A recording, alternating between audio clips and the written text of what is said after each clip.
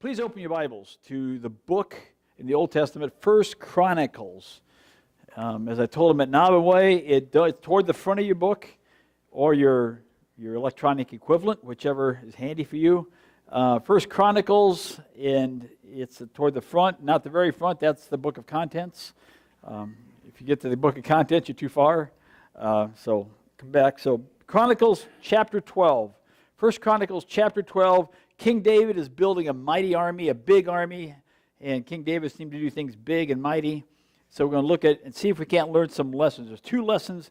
There's a lot of lessons to get out of this part, but there's two things I want to pull out from this part for right now. So if you have your scripture notes, you can look at that. If you have your outlines for notes to write down, get those ready too. So First Chronicles chapter 12, verse 14. These of the sons of Gad were captains of the army.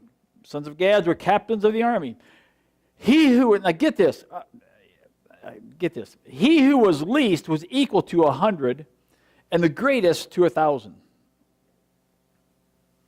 I've read this who knows how many times, and just so I was reading this the other day, and whoa! And this is not anything to do with what I'm preaching on, but the weakest one was equal to 100 men in strength. The greatest was equal to 1,000. I thought, well, that must have another meaning. So I looked up in other Bibles. No. I mean, I'm just thinking, wow. Those are old-time superheroes, wow. Anyway, so let's go on. Verse 15. These are the ones who crossed the Jordan in the first month. How many know when they crossed the Jordan, what were they doing? They were going in to take over Jericho, take the promised land. They crossed the Jordan in the first month when it was overflowing all its banks, and they put to flight all those in the valleys, both to the east and to the west. Then some of the sons of Benjamin and Judah came to the strongholds of David. Okay, so we have David has a stronghold in the cave of Adullam, and we have sons of Benjamin and Judah coming, and they're coming to David, greeting him. But David went out to meet them and said to them, "If you come peacefully to me to help me, my heart shall be united with you. But if to betray," and that means the word betray there has this meaning of hidden agenda, this meaning of deceive, this meaning of ulterior motives. So if you come to betray me to my adversaries, since there is no wrong in my hands, I'm not doing anything wrong, may the God of our fathers look on it and decide. In other words, David's saying, if you have hidden agenda, if you're coming here to help me and give me a hand, but you have a hidden agenda, if you're not coming in peace, then may God reveal it to you and let God deal with it, right? Verse 18. Then the Spirit came upon Amasai, who was the chief of the 30, and he said, "We are yours, O David, and with you, O son of Jesse, peace to you." When they say peace twice like that, it means it's a really big deal. Okay? Peace to you, and peace to him who helps you. Indeed, your God helps you. Then David received them and made them captains of the band. They were leaders of the band. Thank you, Dan Fogelberg. So, anyway, so notice some things here. I want you to take a look at some things here. They're saying that peace to you, David, peace to those who help you. But the first thing to notice in your notes, servants show initiative. Servants show initiative. A lot of times in the things of God, people expect somebody, if they need help, they can come ask me. If they need help, they can. We hope that somebody comes and asks us and say, "We really need you. We really want you. You're really good for the team. We need you. We need your help." And I understand that church leaders should take the initiative in inviting people to help. But when's the last time you said this to yourself? I'm not going to make them beg me to do this. I'm just going to do it. I'm going to willingly come, and I'm going to willingly help. I'm going to willingly serve. That's what the Bible says that happened here with children of Benjamin and Judah. They came to David, and then David met them. Of course, there's work from both sides of this. But at some point, you ask yourself, am I going to show initiative? Am I going to step out? Am I going to say, yeah, how can I help? First thing. Second thing is, servants came peacefully. So when you get involved, do you come peacefully? You know, a lot of times people come from another church, not necessarily just to hear, but, you know, we don't have as many people as some places, but, you know, I've seen this happen. People come from another church, and maybe they're hurt. Maybe something happened. And how many know churches hurt people? It happens. And it's a terrible thing, but it happens. And the reason churches hurt people is because there's people involved. You know, this is, like I've said before, this church is absolutely perfect until the first person walks in the door. And a lot of times it's me. So people come and they say, you know, because they've been hurt, because something happened or whatever, they say, I have a way, I want to do this. No, I'm not going to do it your way. I want to do it my way. I have this agenda. I have this thing I want to do. And they're not coming in peace. So if you're not coming in peace, you're probably coming with a hidden agenda, something that you want to get done. And what I take from the passage is that if you come with a hidden agenda, as David said, may the God of our fathers reveal it. God will reveal it if you come with a hidden agenda. But if you come in peace, what did it say? Peace, peace to you, David. Peace to those who are with you. Peace comes on you. Peace comes on the church. Peace comes on the organization. Peace comes on the mission. Peace comes on all the other people serving in the same way. If people come in peace, how many know it's a lot more fun, it's a lot better when there's peace in the camp, right? If you come in peace, peace is around everything you do. So, what is a servant? A servant is someone who says, I'm at peace. I don't have hidden agenda. I don't have an ulterior motive. I'm at peace. You can tell me what to do. Tell me what to do. I can help. Show me how I can help. Show me how I can serve. Tell me how I can bless. Tell me how I can give. Tell me how I can take advice. Tell me how I can advance the kingdom of God. Show me how I can do anything around here, anything to serve, use my gifts, my talents, my time, my energy, my influence, and only for one reason. That one reason is to show the love of Jesus Christ. Why? So that others can receive the great and awesome love that He showed me. We do it because of what Jesus has done for us, don't we? That's why we serve. That's why we're servants, not volunteers. The goal is not to be a volunteer. I may start out that way, but the goal is I need the heart of a servant. That's what we want. For example, think about the first disciples. You know, you got the first 12. And the first one to die was, it's not a trick question, Judas. Judas was the first disciple to die, right? The first apostle to die. I mean, he committed suicide, right? After he betrayed Jesus. So notice, he's the one who had a hidden agenda when he's with Jesus. And that agenda ultimately killed him. But now think about this. At that Last Supper, in the upper room, Jesus is reclining at the table, and John the Beloved, you know, John, we read about that. He's the one who loved Jesus, whom Jesus loved. And what's John doing? His head is resting on the bosom or the chest of Jesus, right? His head is, and his ears are near the heart of Jesus. Can you just imagine that for a moment? You're there, your head's on the chest of Jesus, and what are you hearing? The heartbeat of God. You're hearing the heartbeat of God. So who else is sitting at the table with Jesus? He said, the one I put my hand in the sop with, who would that be? That would be Judas. So you have John who loves Jesus passionately. And you have Judas on the other side of Jesus. I don't know if you ever thought about that, but how much black and white is that? You know, they're just so far, miles and miles and miles apart. John the Beloved lived to be over 100 years old. He was the last one to die. Judas was the first one to die. So the John was the closest to Jesus, head laying on his chest. They were both in close proximity to Jesus, but only John wanted to hear the heart of Jesus, where Judas had this hidden agenda, and it wound up killing himself. He wound up lifeless. John wanted his ear and his mind next to the heartbeat of God. He wanted to know what Jesus' heart was for people. Why? Because that's where life is. The Bible says, he who has an ear to hear, let him hear what the Spirit says to the churches. If you want to know what the Spirit of God is saying, make sure that your ear is next to the heart of Jesus. And that's where the peace comes from when you serve. When you have an attitude of, I'm doing this. When you have an attitude of me doing this. When you have the attitude of, I'm doing this for God, peace comes.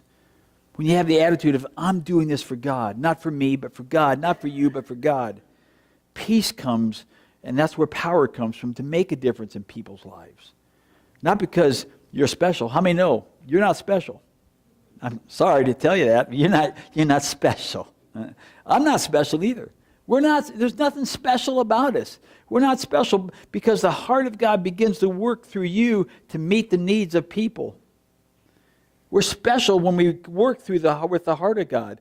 Outside of that, we're not special. When we listen to God, we allow Him to work, that makes us different. That makes us special. It comes when your ear and your mind is close to the heartbeat of God. Okay, 7 attitudes of servants. Number 1, let's get right into this. Volunteering is something you do. Serving is something you heart. I've been talking about the heart for a little bit here. Volunteer says, look what I did. Look how I did it. Volunteer wants to make sure other people know, but a servant is focused on sacrificing for other people. A volunteer will tell you what they did. A volunteer makes sure other people know, but servants don't care. They want to sacrifice for other people. What a volunteer does is observable from the outside. Servanthood is an invisible attitude of the heart. A servant understands that, you know what, there's a high possibility and a great possibility that no one will recognize what I'm doing. But what they know is that the one who judges the thoughts and intentions of the heart is paying attention. And the one who judges the thoughts and intentions of the heart is the one that's looking at them and watching them. That's the one they're performing for, the one who looks at the most important thing, the heart. It's often said that when you're performing or singing a song or whatever, you perform for an audience of one. God, not for other people. And that's what a servant does. You know, most people can tell who the volunteers are, but not everybody can tell who the servants are. Things get done. Servants just serve and do. Number 2, volunteers focus on what they give. Servants focus on what Jesus gave. Volunteers say, man, you know, I worked so hard at this. I've done so much for that. I've helped this group so much. I've done so much energy on that. I've spent so much time myself doing this. But the reason a servant serves is not because of how much they've given, but because of how much Jesus gave.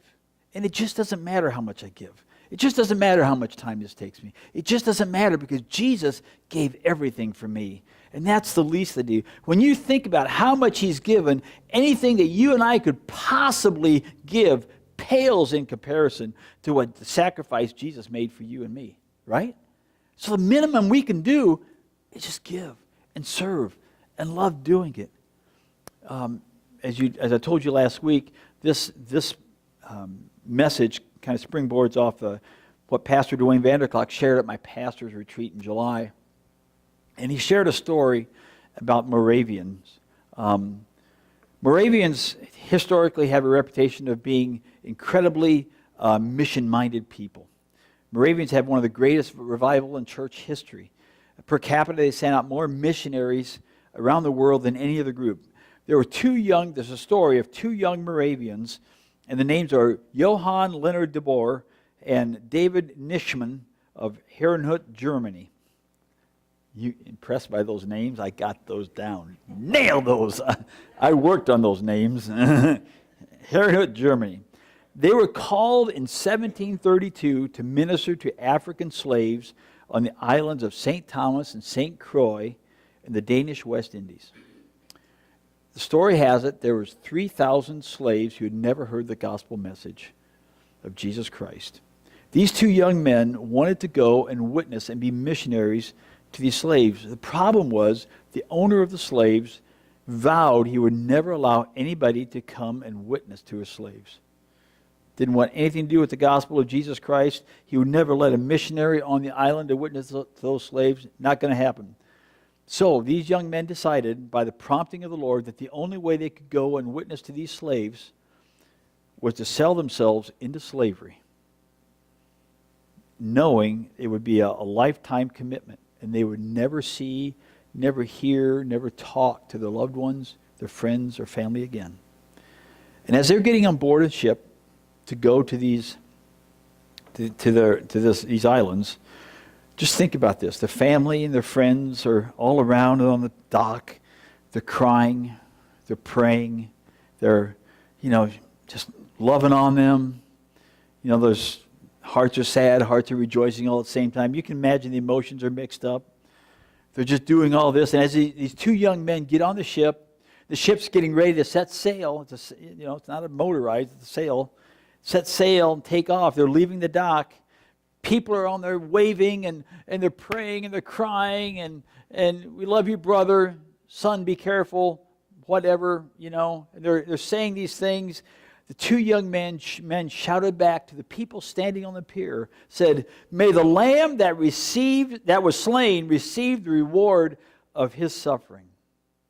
May the lamb that was slain receive the reward of his suffering. And that became the cry of the Moravian missions. All throughout history, Moravian missions was to reach into the world's poorest, destitute people of the world. But what inspired the movement were these acts of these two young men. Everybody at that dock, everybody on the pier was focused on these young men, what they're sacrificing, what they're giving up, what they'll never have, the family they'll never have, the grandchildren, and so on. They're focusing on all that sacrifice that they weren't going to have. But their aim was letting everybody know who's watching understand that they shouldn't weep for them. Instead, may the lamb that was slain be the one who receives the reward of his suffering. That's a great cry. That's a great cry. They're saying it's not about us. Jesus sacrificed so much more. They weren't focused on what they gave. They were focused on what Jesus gave. By the way, eventually, they were not allowed, the king would not allow them to sell themselves into slavery because no white person had ever been a slave before. So they couldn't do that. So they said, well, we're carpenters. We can work there. We can work. So they took their trade and they worked. And in their time on the islands, they baptized over 13,000 converts before any other missionaries came. Can you imagine that? Two young men with this vision baptized over 13,000 converts before any other missions came. They were wet most of the time. That's all I can figure. Number 3, volunteers keep score. Servants make sacrifices. A volunteer is going to keep track of what's going on, keep track of all the time they serve, keep track of all the things they do, and then they're going to get frustrated and disappointed and discouraged. They don't get the attention that they think they should have, and it costs them more than they thought it would. It's taking more time, it's taking more energy, it's taking more resources. But a servant says, you know what? That's what I'm here for. I'm here to sacrifice. It's supposed to cost me something. It's not a sacrifice if it doesn't cost, right?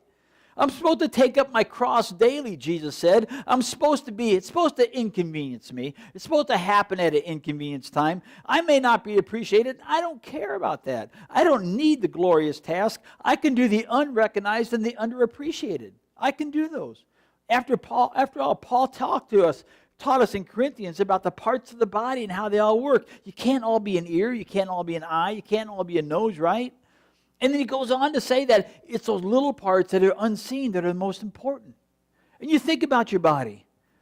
I think about the thing. People so often want to get the platform.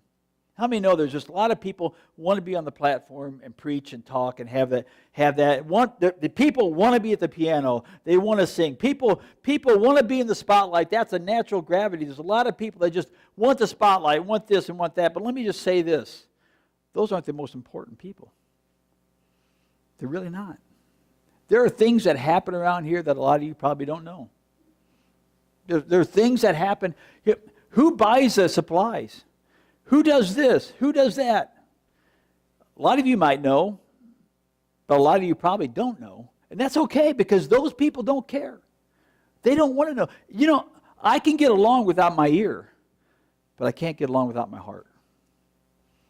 When it comes to the human body, I can get along without my nose, but I can't get along without my liver. The unseen things are the most important things in the heart, in the body.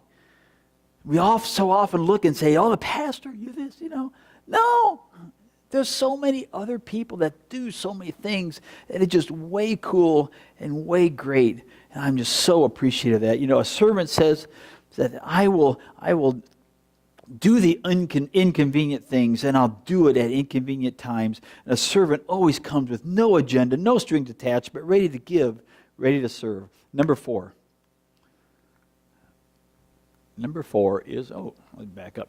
Volunteers are time sensitive. Servants are need sensitive. A volunteer says, you know what, I just can't get that done. I can't help you today. I gotta get this done, and I'm gonna go sail. Yeah. I got a ball game I gotta watch. I can't do, I get, the time sensitive. I don't have enough time for that. I can't do that. It's funny, last week, after my message starting on Acts of a Servant, Mike Carriage comes up to me and says, hey, Tim, we need help with, Dwayne called me, need help with some shelving to go to Love Inc. It's after the service. Great. I can't say no. I just got done preaching on being a servant.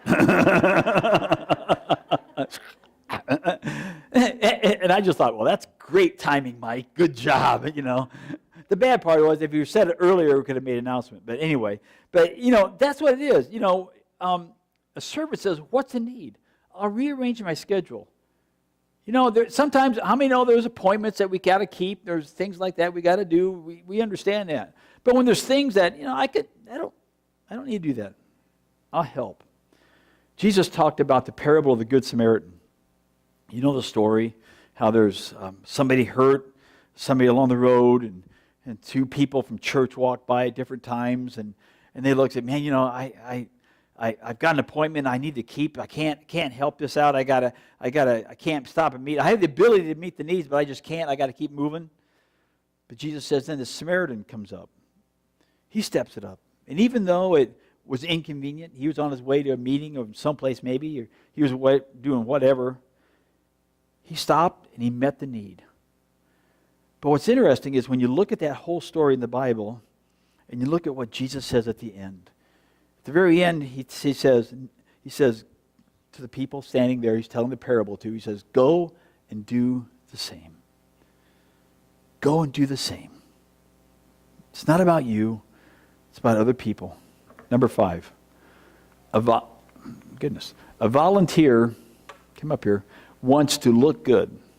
Servants want God to look good. Serving isn't about how I look, but it's about how through what I've done that God can look good.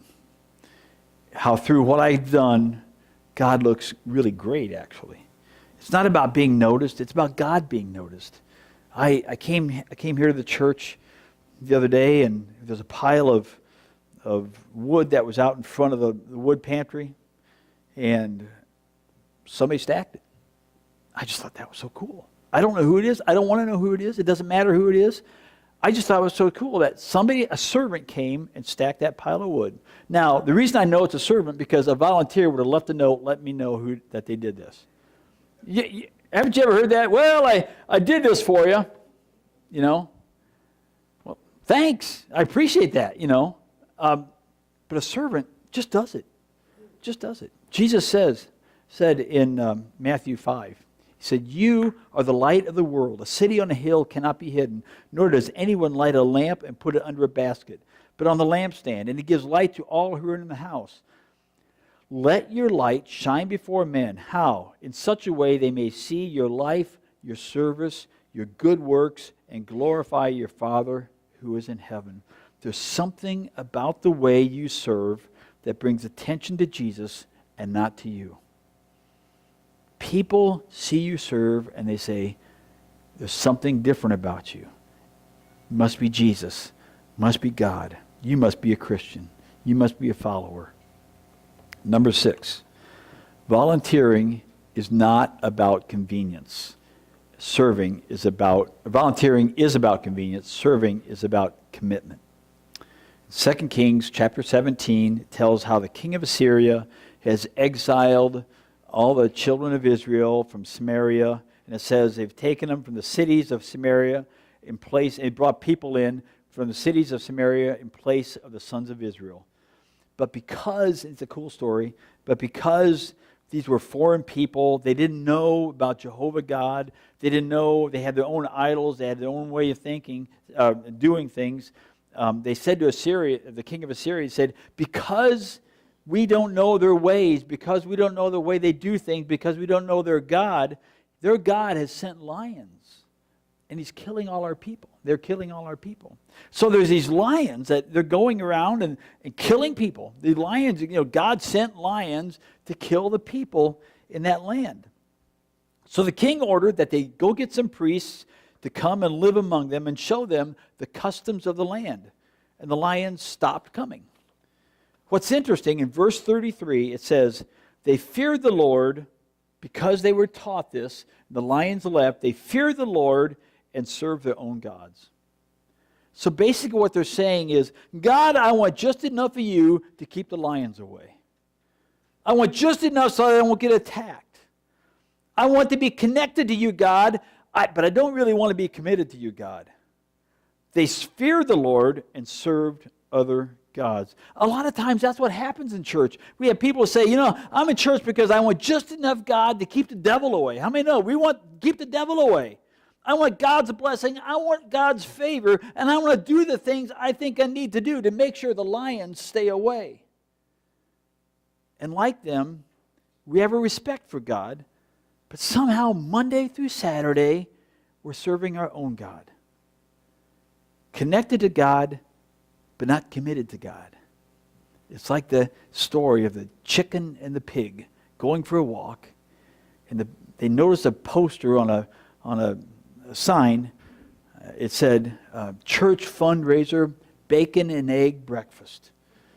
And the chicken says to the pig, hey, that's great. Let's stop by and see if we can help them. And the pig looks at the chicken and says, well, for you, that's a donation. For me, it's a real commitment.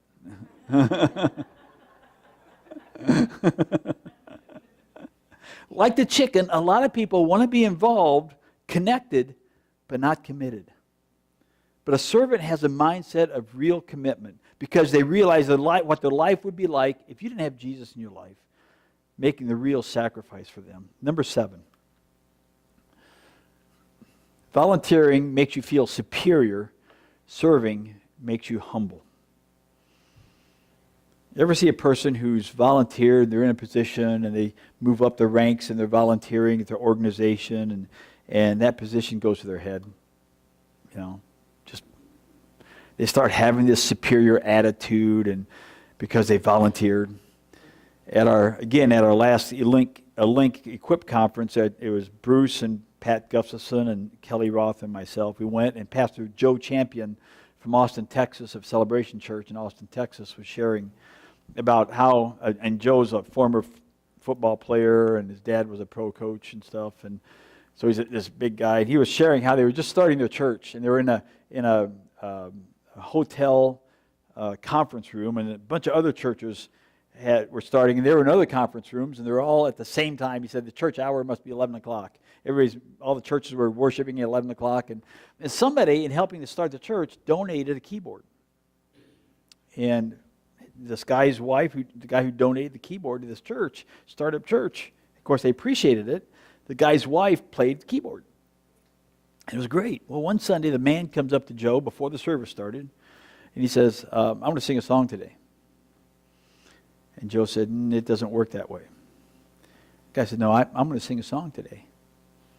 He said, I'm sorry, we're not going to do that. He said, no, I donated that keyboard. I'm going to sing a song.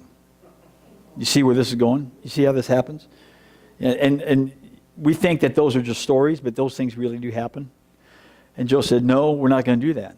And the guy marches up front, in front of everybody, just before the service starts, grabs the keyboard, and marches out.